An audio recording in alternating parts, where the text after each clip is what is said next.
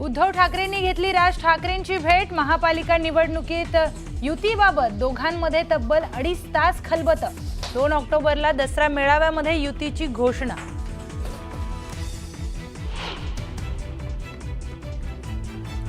ठाकरे बंधूंमध्ये युती झाली तर उद्धव ठाकरे मविया आणि इंडिया आघाडीतून बाहेर पडण्याची शक्यता। राज ठाकरेंसोबतच्या युतीस विरोध झाल्यास उद्धव ठाकरे बाहेर पडणार असल्याची माहिती।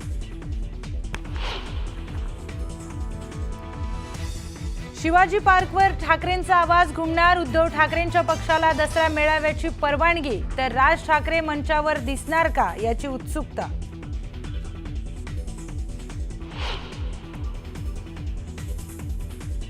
ओबीसी उपसमितीच्या बैठकीमध्ये छगन भुजबळ आक्रमक। भुजबळांनी आक्षेप घेतल्यानंतर जीआरचं दोनदा वाचन। बैठक संपल्यानंतर नाराज भुजबळ कोणतीही प्रतिक्रिया न देता थेट नाशिकला रवाना।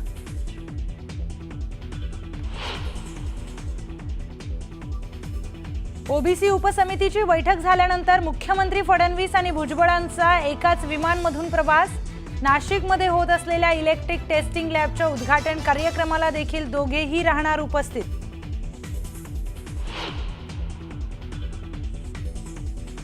जनसुरक्षा विधेयकाविरोधात महाविकास आघाडी आक्रमक। मुंबईतील शिवाजी पार्कवर आणि छत्रपती संभाजीनगरमध्ये आंदोलन।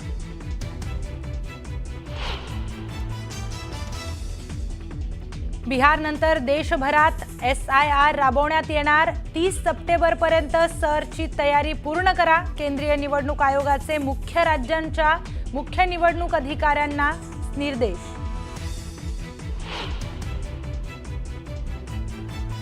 नवनियुक्त उपराष्ट्रपती CP राधाकृष्णन यांचा 12 सप्टेंबरला शपथविधी। NDAतील प्रमुख नेत्यांना सोहळ्याचं आमंत्रण।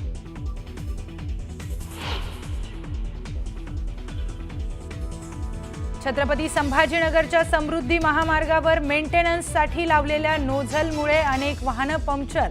बॅरिकेड्स तोडून वाहनं नोझलवरून गेल्याची पोलिसांची माहिती।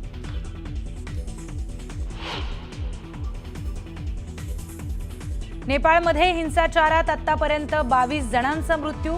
हिंसाचारात अनेक वाहनं आणि इमारती आगीच्या भक्षस्थानी। भारताकडून नेपाळ बॉर्डर सील।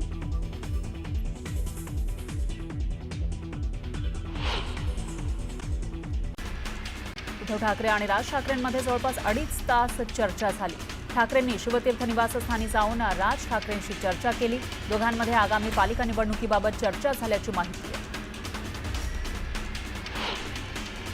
ठाकरे बंधूंच्या युतीची घोषणा येत्या 2 ऑक्टोबरला होणार आहे। दसरा मेळाव्यात दोन्ही बंधूंच्या युतीची घोषणा होण्याची शक्यता आहे। उद्या राज ठाकरेंच्या उपस्थितीमध्ये मनसेची महत्त्वाची बैठक होणार आहे। बैठकीमध्ये मनसेचे सर्व नेते आणि पदाधिकारी उपस्थित असतील तर उद्या सकाळी 10 वाजता शिवतीर्थ निवासस्थानी ही बैठक होणार आहे।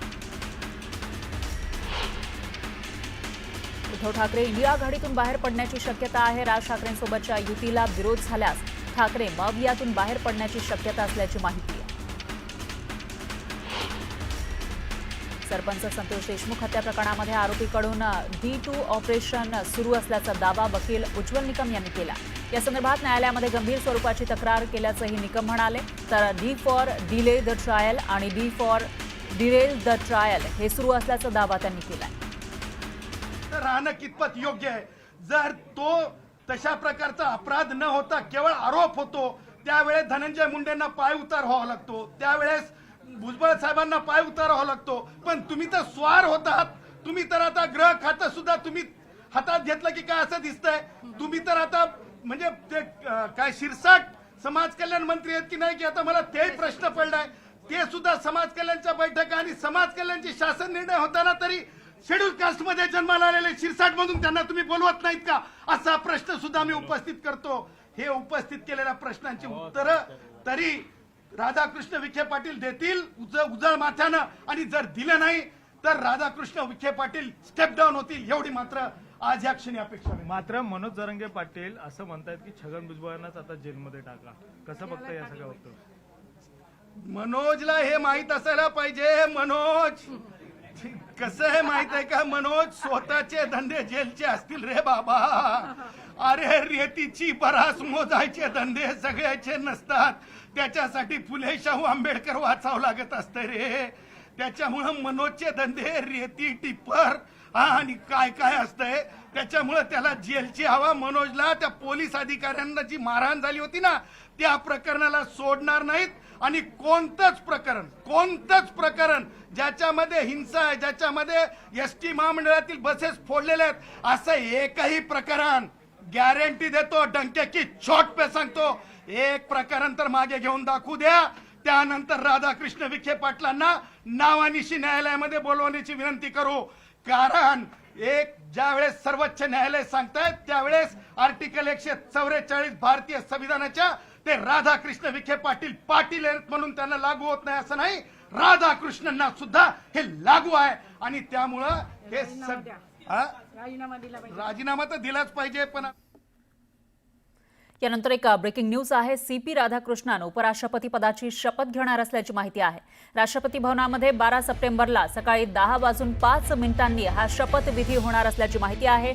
तर देशाचे नवे उपराष्ट्रपती सीपी राधाकृष्णन हे उपराष्ट्रपती पदाची शपथ घेणार आहेत आणि येणाऱ्या 12 सप्टेंबरला सकाळी 10:05 हा शपथविधी होईल.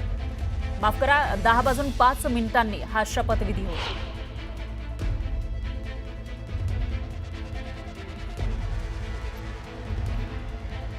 यानंतर पुन्हा घेऊयात बातम्यांचा सुपरफास्ट आढावा. नाशिकमध्ये महायुतीमधील अंतर्गत वाद सपाट्यावर आला आहे. लॅबच्या उद्घाटनापूर्वीच वाद विकोपाला गेला. खासदार हेमंत गोडसे आणि छगन भुजबळ आमने सामने आले. टेस्टिंग लॅब होऊन हा श्रेयवाद उफाळल्याची माहिती आहे. माजी खासदार हेमंत गोडसे यांनी छगन भुजबळांवर गंभीर आरोप केले. छगन भुजबळांना दुसऱ्यांच्या कामाचं श्रेय घेण्याची सवय आहे आणि इथेही त्यांनी तेच केलं. प्रकल्प रखडल्यानंतर मी ग्रामस्थांची समजूत काढत हा प्रकल्प पूर्ण केला असा दावा हेमंत गोडसेंनी केला. उपराष्ट्रपती पदाच्या निवडणुकीमध्ये राज्यातून अजिबात मतं फुटली नाहीत असं स्पष्टीकरण खासदार संजय राऊतांनी दिलं. या निवडणुकीमध्ये विरोधी पक्षाची एकजूट दिसून आली असं राऊत म्हणाले.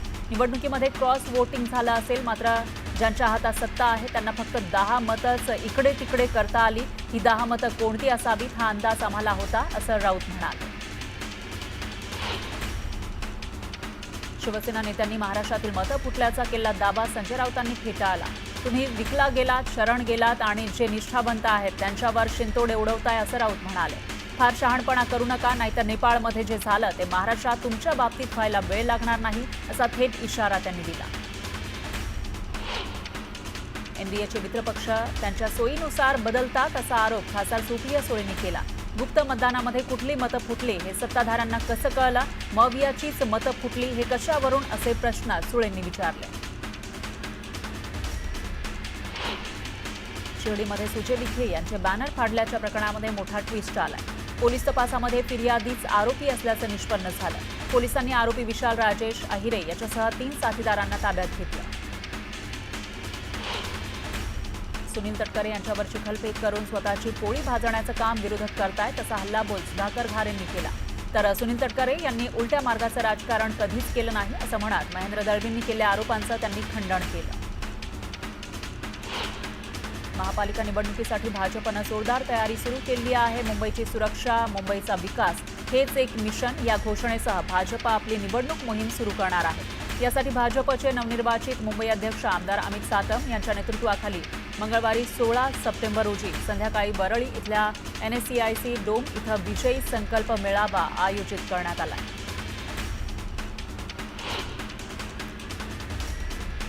अहिल्यानगरच्या राहता शहरामध्ये जनसुरक्षा कायद्याविरोधात आंदोलन करण्यात आलं.